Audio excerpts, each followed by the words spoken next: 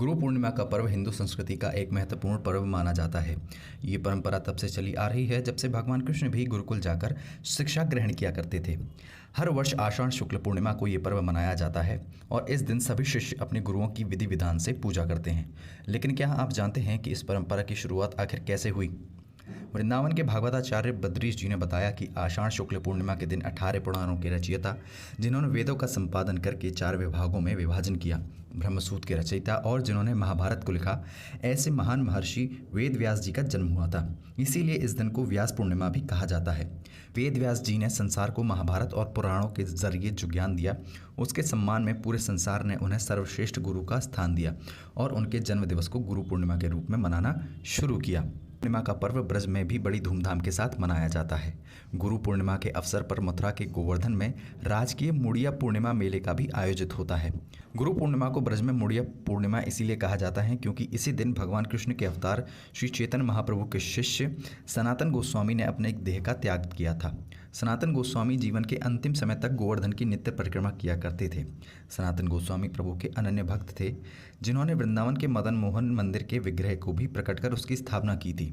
जब उनका देहांत हुआ तो उनके शिष्य समेत सभी ब्रजवासियों ने अपना सर मुंडवाकर गोस्वामी जी के पार्थिव शरीर के साथ गोवर्धन की परिक्रमा की और वृंदावन के पास मदन मोहन मंदिर के पास उन्हें समाधि दी, जिसके बाद से मुड़िया पूर्णिमा मेला की ये परंपरा लगातार चली आ रही है। मूल बात तो ये है कि हमारे 18 पुराणों के रचयिता और वेद का भी जिन्होंने संपादन करके 4 विभाग में विभाजन किया, ब्रह्मसूत्र की जिन्होंने रचना की, महाभारत की जिन्होंने रचना की, उन महर्षि कृष्णद्वैपायन व्यास जी का जन्म हुआ था आषाढ़ शुक्ल पूर्णिमा को।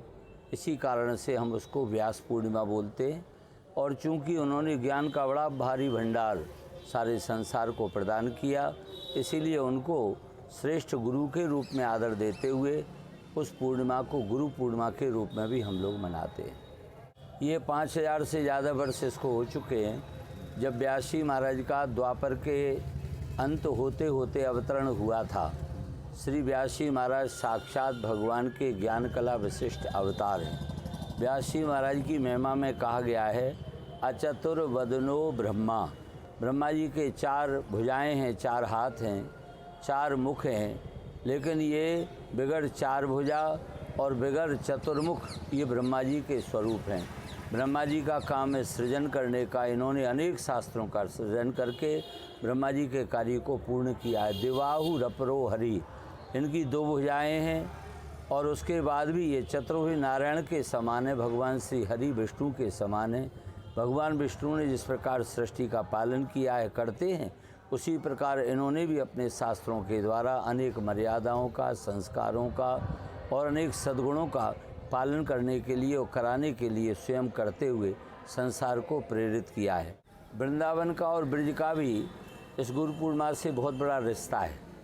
हमारे यहाँ जिन्होंने ब्रज वृंदावन की खोज की थी, उन महापुरुषों का अवतरण इस दिन हुआ और उनके शोक में हमारे संतों ने सिर मुड़वा करके गिरिराज जी की परिक्रमा लगाई।